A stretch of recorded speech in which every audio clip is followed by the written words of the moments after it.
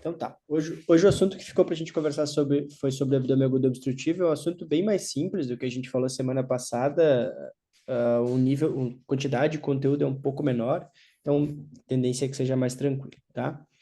Bom, a gente começa com um conceito sempre, né, de qualquer coisa que a gente vai falar, e o conceito de abdômen agudo obstrutivo é uma síndrome clínica, então ele é um conjunto de sinais ou sintomas que ele é causado pela obstrução parcial ou total do trânsito intestinal. Em geral, quando a gente fala de abdômen agudo, é uma instalação aguda ou, no mínimo, que tenha uma piora súbita ou progressiva, tá? As manifestações clínicas, isso todos vocês já sabem, é uma dor abdominal tipo incólica inicialmente, acompanhada de distensão abdominal. A grande marca do abdômen agudo obstrutivo, além da parada de eliminação de gases e fezes, é náusea e vômitos, né? O paciente tende a vomitar e nausear bastante. Inicialmente, os ruídos residuários podem ser aumentados, porque a tendência é tentar vencer essa obstrução e, com o tempo, tornarem-se ausentes. E um dos sinais do exame físico que a gente acompanha muito comumente, assim, é a desidratação pela estase desse líquido que não acaba por estando parado, ele não é reabsorvido. Quando a gente fala em diagnóstico, diagnóstico sindrômico, a gente usa aquela tríade, então, né? Então a gente fala distensão abdominal, náusea e vômito e parada de eliminação de gases e fezes. Essa é a tríade clássica do abdômen agudo obstrutivo. Quando a gente quer fazer o diagnóstico etiológico dessa síndrome, a anamnese ela é muito importante, né? Porque daí a gente tem que ver se o paciente é idoso, se teve a perda ponderal recente, os sintomas se eles são em evolução, cirurgia prévia, que a gente vai ter a causa mais comum de abdômen agudo obstrutivo, que são as bridas. Se o paciente teve histórico de ter tido colecistites de repetição, teve pedra na vesícula e agora teve vários episódios de inflamação, para a gente pensar em ilho biliar. Se é um paciente que tem história de doença diverticular, se a obstrução é alta ou baixa, a gente examinar a região inguinal, tudo isso são dados que a gente tem na anamnese que vão nos permitir fazer o diagnóstico, pelo menos suspeitar de um diagnóstico etiológico, mesmo sem exame complementar. As manifestações clínicas são fundamentais para a gente fazer o diagnóstico etiológico. E o exame complementar, o primeiro exame que a gente pode lançar mão desse exame é a radiografia de abdômen agudo, né, que a gente vai fazer. Em geral, claro, é muito raro hoje na prática clínica a gente fazer diagnóstico, usar a radiografia de abdômen no paciente com abdômen agudo obstrutivo. O que acontece, o principal uso desse exame é se a gente tem aquele paciente que chega na sala vermelha, grave, que a gente quer excluir um pneu peritônio. Então, talvez essa seria a grande aplicabilidade na radiografia de abdômen hoje em dia, que a gente tem tomografia de fácil acesso e às vezes a gente vê até na nossa prática clínica no nosso hospital é muito mais rápido ir para tomografia do que chamar a radiografia, fazer o raio-x em decúbito lateral e tudo mais, aquele Sim, padrão sim. de abdômen agudo, né? Então, acaba sendo algo até fica mais histórico mesmo do que propriamente aplicável na nossa prática. Então, nosso exame complementar de escolha no abdômen agudo obstrutivo vai ser a tomografia. A tomografia ela nos permite fazer tanto o diagnóstico etiológico quanto o diagnóstico de complicações.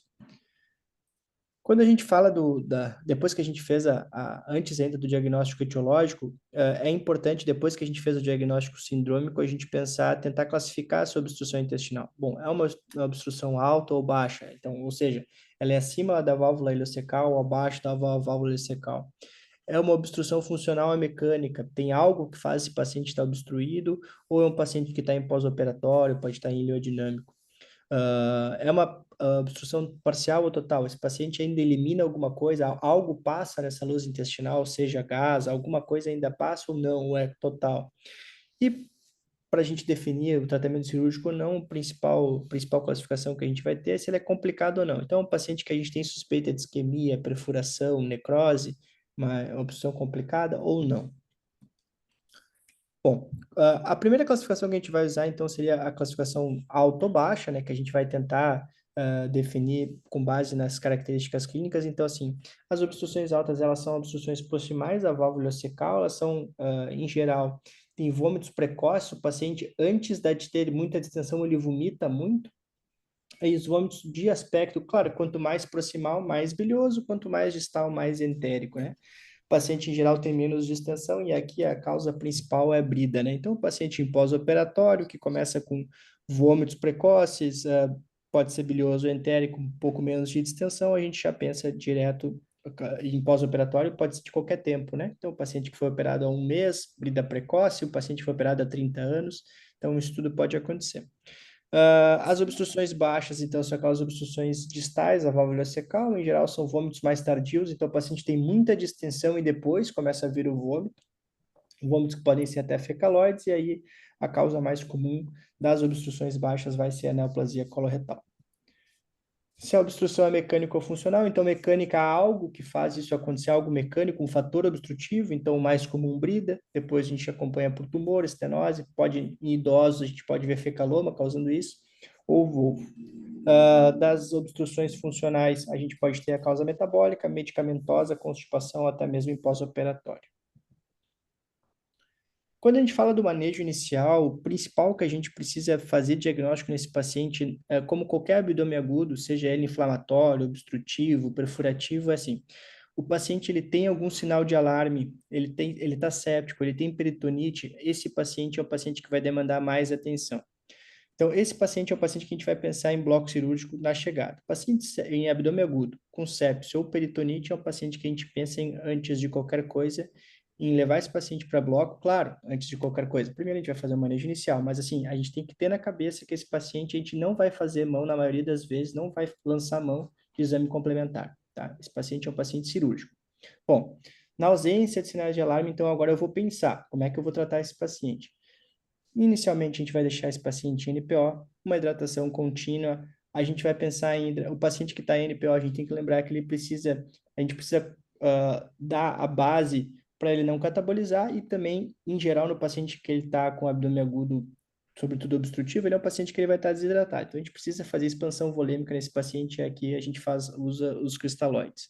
Sonda nasogástrica aberta em frasco para a gente pensar em descomprimir esse trato gastrointestinal e analgesia, que em geral é um paciente que está com dor. E de exame complementar, o que a gente vai fazer, vai usar basicamente a tomografia de abdômen pélvico com contraste. E aqui a gente nunca atrasa o uso do contraste, que vai nos ajudar a fazer diagnóstico por o paciente estar com perda ou não de função renal. Tá? Isso já foi evidenciado na literatura, que não traz prejuízo para o paciente, melhora bastante a acurácia do diagnóstico. Bom, a gente vai começar a falar então um pouquinho sobre as obstruções intestinais altas, que são aquelas proximais da válvula ileocecal.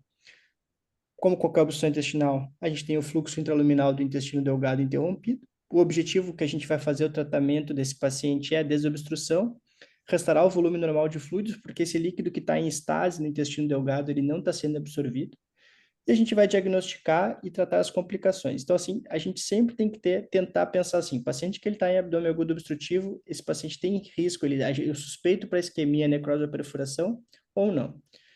Na grande maioria das vezes, nos pacientes com obstrução intestinal altas, de 60% a 85% das vezes, a principal causa são as aderências pós-operatórias ou as famosas bridas.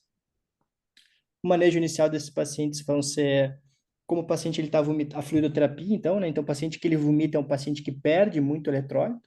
A obstrução, como eu expliquei antes, a estase faz com que esse líquido seja sequestrado e não seja absorvido. E aí a gente vai lançar a mão dos cristalóides isotônicos, como ringue lactato ou soro fisiológico, e vai corrigir tanto o distúrbio hidroeletroítico quanto o ácido básico com essa fluidoterapia. Se o paciente é um paciente que ele está em obstrução completa, em geral a gente não vai dar dieta para esse paciente, tá? Então, nada por via oral. E o paciente que ele está com uma obstrução parcial, ainda elimina gases, o paciente que tem sede, a gente pode considerar alguns líquidos claros, tá?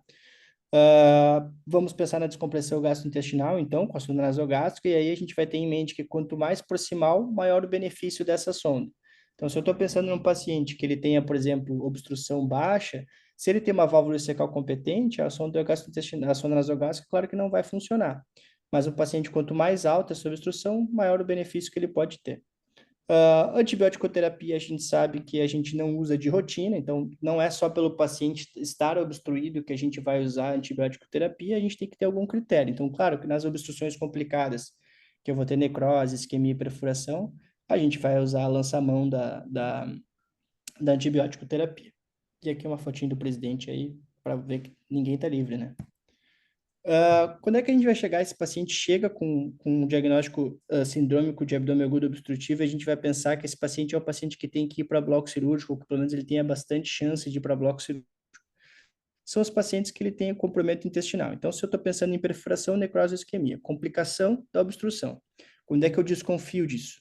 O paciente que ele chega obstruído com febre, leucocitose, aumento da frequência cardíaca que não melhora com a fluidoterapia, ou seja, eu tirei da jogada o fator desidratação, dor abdominal empeora, acidose metabólica com hiperlactatemia ou peritonite no exame físico. Fizeram um estudo, tem um estudo que foi feito com profissionais experientes que examinaram os pacientes que chegaram com abdômen agudo obstrutivo, e se a gente considerar só o exame físico e a história clínica, uma chance de 50% de erro das complicações. Então, assim, a tendência é que a gente subestime esses pacientes. Então, por isso, a gente juntar a história clínica com scores diagnósticos e o diagnóstico com o exame de imagem.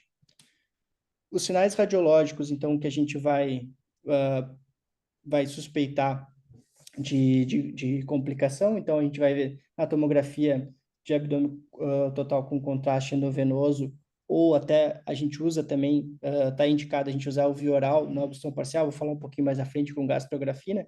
Mas a gente vai pensar em pneumo peritônio, se a gente tem a perfuração, sinais de isquemia intestinal que podem ser incipientes, no início da isquemia intestinal, ou até um pouquinho mais avançados, como pneumatose, que é aquela segunda figura que tem a seta ali, que a gente vê ar na parede da alça, ou até ar na porta, né, que a aeroportia. Obstrução em alça fechada também é um dos critérios que a gente vai pensar já em indicação cirúrgica primária.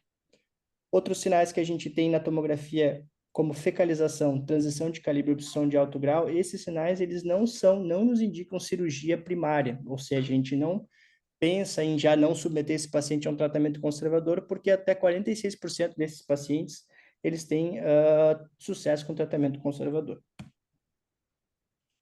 As principais causas que vão fazer a gente indicar a cirurgia antes do tratamento conservador, ou claro, começo a desobstrução, mas já penso esse paciente para ser operado, então obstrução em alça fechada, hérnia encarcerada, volvo, sobretudo de intestino delgado e seco, porque no volvo de sigmoide a gente tem a opção ainda da descompressão por sigmoidoscopia. Ilho biliar, ou corpo estranho, e neoplasia de intestino delgado são os diagnósticos etiológicos que vão fazer com que a gente já pense em cirurgia como tratamento primário. Falando sobre híbrido um pouquinho, então, o tratamento não operatório, por que que a gente, nesse assunto, a gente pensa em tratamento não operatório? É porque a taxa de sucesso com tratamento não operatório varia de 63% a 85%, é uma boa taxa de sucesso. Naqueles pacientes que eles não têm obstrução total, o contraste do solúvel hiperosmolar, que é a gastrografina, a gente dá para esses pacientes, pode administrar pela sonda nasogástrica, ou se o paciente tem via oral, uma obstrução parcial, que ele tem uma via oral ainda, a gente pode dar para ele tomar, mas em geral é feito pela sonda nasogástrica. Esse contraste, ele chega dentro da alça, como ele é hiperosmolar, ele atrai o fluido para dentro do lumen e diminui o edema da parede, e isso estimula o peristaltismo. Então, é utilizado como a lei de diagnóstico, para a gente ver o ponto onde possa obstruir, também como tratamento. Ele é contraindicado se a gente tem comprometimento intestinal, isso é óbvio, né? Se a gente está suspeitando de isquemia, perfuração ou necrose, esse é um paciente que ele vai ser operado. E o controle a gente faz depois de 6 horas, a gente faz um raio-x. Bom, se o paciente tem contraste no colo, ele é preditivo de resolução. Então, esse é um paciente que a tendência é que ele vá se resolver com o tratamento não operatório. A gente pode ainda usar adjuvantes, como óxido de magnésio e simeticona, que aumenta a taxa de sucesso para 91%, comparado com 76% daqueles pacientes. Esse foi um trabalho que foi feito que foram usados adjuvantes ou foi usado só o tratamento com conjunto nasogástrico aberto em frasco. 91 versus 76% de resolução para o grupo que usou os adjuvantes, tá? Monitoramento, a gente vai fazer a reavaliação clínica seriada, então é importante que nesses pacientes que foram submetidos ao tratamento não operatório, a gente tenha existe um tempo limite para a gente tentar o tratamento não operatório, tá? Isso eu vou falar um pouquinho mais para frente. De laboratório, esse é um dado interessante, a procalcitonina sérica elevada, ela prediz falha no tratamento não operatório e também prediz complicações.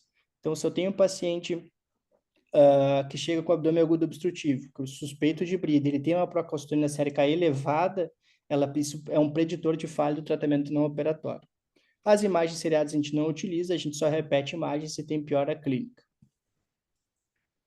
A tendência é que 1/4 dos pacientes, eles falhem com tratamento não operatório, então 25%, ou seja, dá uma resolução de 75% dos pacientes vão resolver. E, claro, a qualquer momento que a gente tem piora clínica, a gente vai indicar a cirurgia para esse paciente. O paciente que ele não tem piora clínica, então, ele chega com abdômen agudo obstrutivo. Fiz o diagnóstico de abdômen agudo obstrutivo de etiologia por brida ou por aderências intestinais. Submeti o paciente ao tratamento não operatório. Quanto tempo que eu reavalio esse paciente? Em quanto tempo eu posso ficar tentando o tratamento não operatório? Eu posso tentar para sempre, uma semana? Até sim, mas é exceção. Os pacientes que, em geral, a gente vai ter até 72 horas para observar esses pacientes. Menos que 72 horas está associado a cirurgias desnecessárias, ou seja, pacientes que muito provavelmente iriam se resolver sem o tratamento operatório. Mais que 72 horas está associado a um maior número de complicações. Então, observar demais também tem complicações.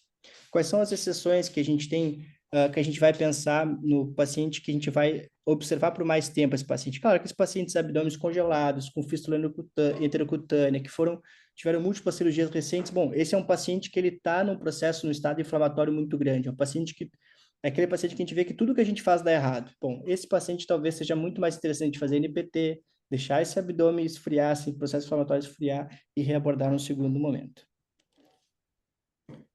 Existe um trabalho que foi feito, que foi na tentativa de ver quais os pacientes que a gente vai, que o tratamento não operatório não vai funcionar e a gente vai precisar de cirurgia.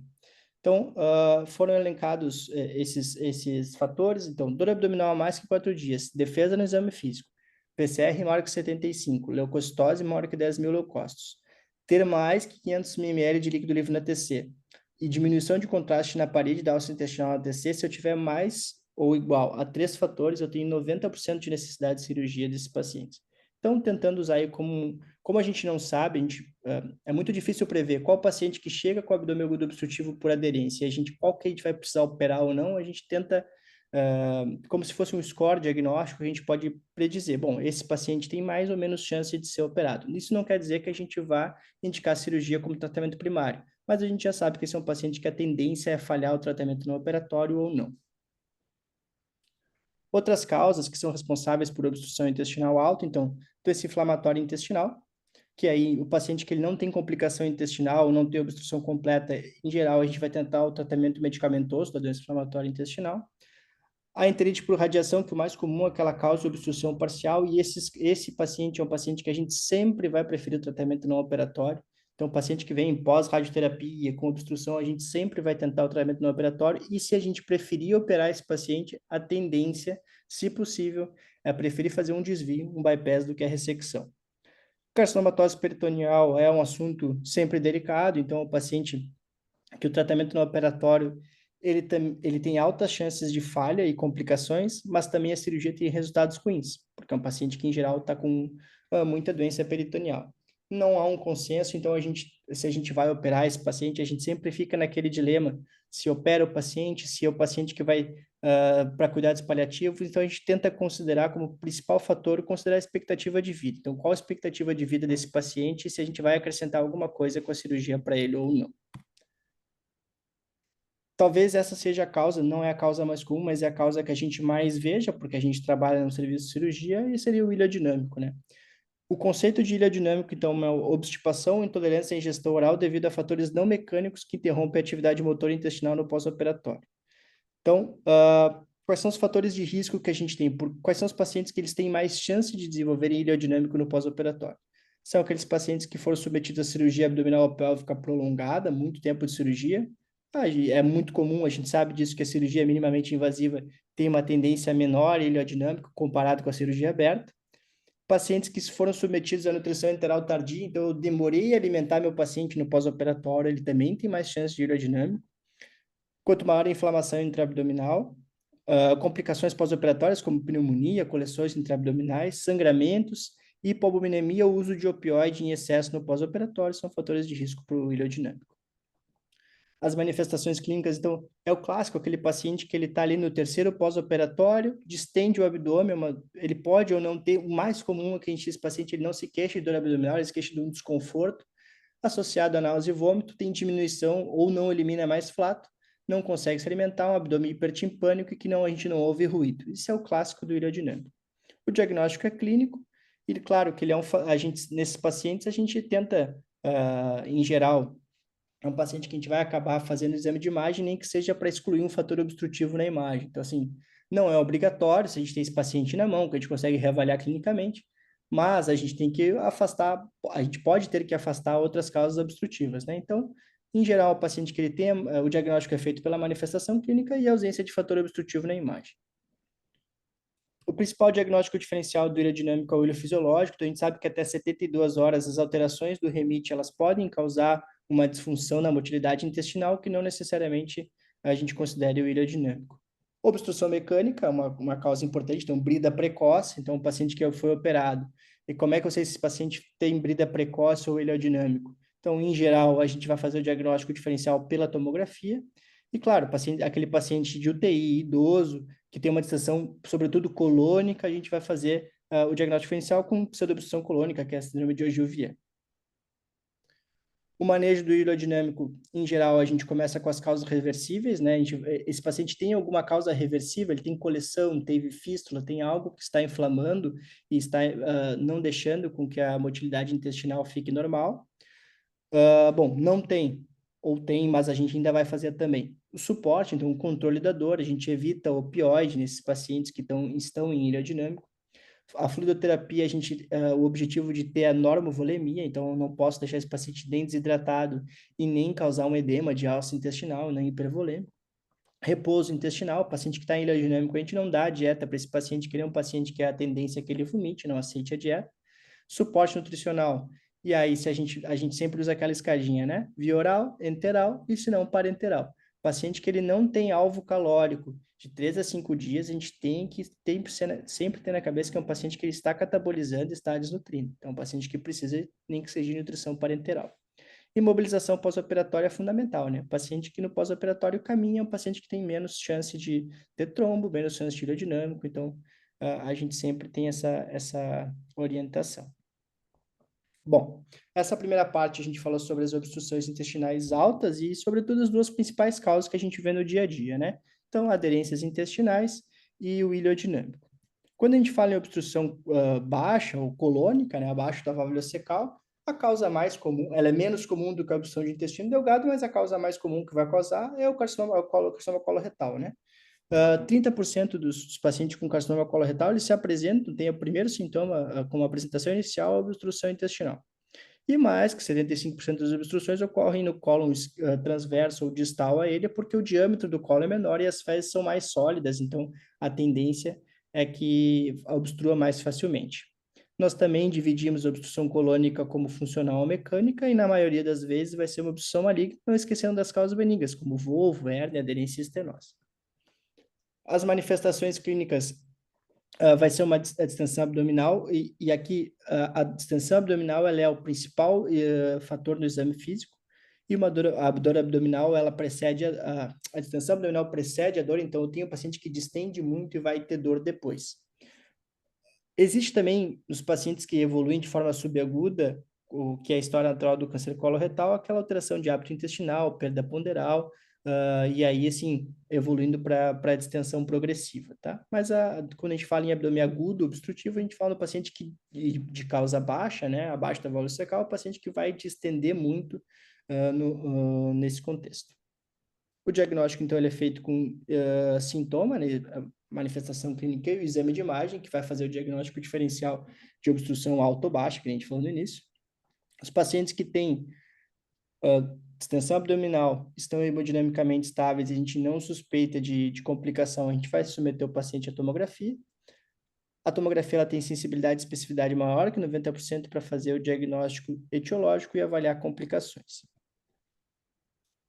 O principal diagnóstico diferencial são tanto as obstruções de intestino delgado, né?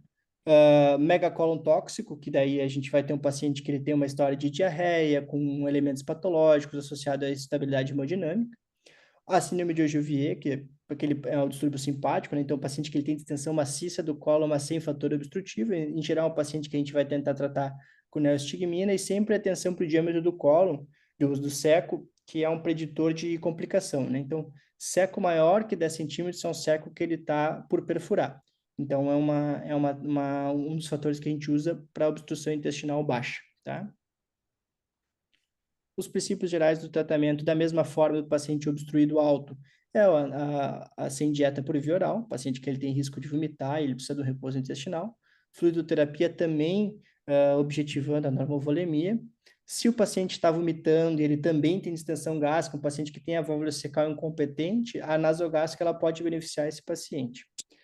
75% das obstruções colônicas, elas necessitam de tratamento cirúrgico, diferentemente dos pacientes que têm obstrução de Delgado, que a taxa de resolução com tratamento não operatório, ela é maior. Então, nesses pacientes, ou a gente vai ter que fazer um desvio de trânsito ou uma ressecção com sinculostomia, dependendo da etiologia, da etiologia do quadro clínico do paciente. Na neoplasia coloretal obstrutiva, a primeira coisa que a gente vai avaliar, como qualquer abdômen agudo, é esse paciente ele é um paciente cirúrgico ou não. Então, a gente vai avaliar se o paciente tem pneumoperitônio, pneumatose, que é o sinal de isquemia, ou instabilidade hemodinâmica. Bom, esse paciente tem isso, aí eu vou pensar, esse paciente está instável ou ele tem uma lesão volumosa que eu não vou conseguir ressecar, eu penso no desvio de trânsito. Bom, esse paciente está instável, mas é uma lesão favorável, uma lesão fácil, é um tumor de sigmoide, é uma ileocolectomia, uma lesão que a gente consegue fazer facilmente. Bom, eu resseco e faço um desvio proximal, uma ostomia. Bom, esse paciente agora está estável e a lesão é fácil de ressecar, bom, aí eu posso ver se eu vou ressecar a lesão com ou sem ostomia, né? Então, assim, em geral, a gente tende na doença coloretal a ser mais conservador na urgência, tá? Não tem por que a gente submeter o paciente, porque a gente acaba atrasando o tratamento sistêmico desses pacientes. Os pacientes que eles chegam com aneoplasia coloretal na urgência, são pacientes que, em geral, na maioria das vezes, vão ser pacientes que vão precisar de tratamento sistêmico depois. Então, a gente não tem por que atrasar esse tratamento. Então, a gente tende a ser mais conservador na urgência no carcinoma coloretal. Os pacientes que não têm indicação de cirurgia imediata, não tem pneumatose, não tem pneumoperitônio, não tem instabilidade hemodinâmica. Bom, esse é um trabalho que ele é fora daqui. Em geral, a gente no SUS com certeza não, talvez no convênio a gente consiga, mas é a colocação de stent, né? Então, esses stents são colocados por colonoscopia e eles conseguem postergar a cirurgia. Então, assim, quando a gente compara a cirurgia imediata versus a cirurgia adiada pelo stent, a gente tem menor morbidade, maior taxa de anastomose primária, porque eu tirei aquele paciente da urgência, eu preparei, eu estadiei aquele paciente, mas ele não altera a mortalidade, então os pacientes morrem da mesma forma. É uma boa opção também para os pacientes com lesão irressecável. Então, eu tenho uma doença irressecável, que aí eu consigo, uma das maneiras de tratamento, sem fazer um desvio de trânsito, sem expor o paciente a uma colostomia, colocar o stent como alternativa à colostomia. Passando o carcinoma coloretal, o volvo é a segunda causa mais comum de obstrução colônica. Então, eu posso ter volvo de sigmoide, que aí, em geral, a gente prefere fazer uma descompressão, tira da urgência o paciente, faz a descompressão com a sigmoidoscopia. E na mesma internação, por causa da alta chance de recorrência, a gente vai submeter o paciente à sigmoidectomia. Por outro lado, do volvo de século, a gente não tem a opção de fazer uma descompressão desse colo, então é um paciente que ele vai ser submetido à ileocolectomia, aí eu vou escolher se eu vou fazer com anastomose ou se eu vou fazer a ileostomia, dependendo das condições clínicas do paciente. A última doença que a gente vai falar, aí sim, a doença diverticular, ela pode, uma das complicações dela não é a mais comum, como vocês sabem, é a diverticulite, é o abscesso. A terceira mais comum vai ser a estenose, então não é a mais comum. É um diagnóstico diferencial, e aqui eu trouxe esse assunto mais para a gente falar que é um diagnóstico diferencial do carcinoma coloretal, que muitas vezes a gente vai fazer só do anatomopatológico. Então, o paciente que ele chega com uma massa na transição reto-sigmoide, no colo esquerdo, mais comumente, por causa da doença diverticular, e aí a gente chega obstruído, bom, a gente vai fazer a ressecção. Fazemos a ressecção oncológica na maioria desses pacientes, né? Então, se for doença diverticular, bom, que bom, teve a sua ressecção oncológica, foi tratado, e aí depois a gente vê, tá? Então, assim, não é... Se a gente tem o diagnóstico diferencial, a gente peca para mais. Então, a tendência é a gente fazer uma ressecção oncológica nesse paciente, se as condições clínicas dele deixarem, que vai tanto aliviar o sintoma, vai fazer diagnóstico e vai tratar o paciente. Pessoal, por hoje é mais simples do que a última aula, né? Bem menos assunto, mas por hoje é isto. Alguma dúvida, alguma coisa que vocês queiram perguntar?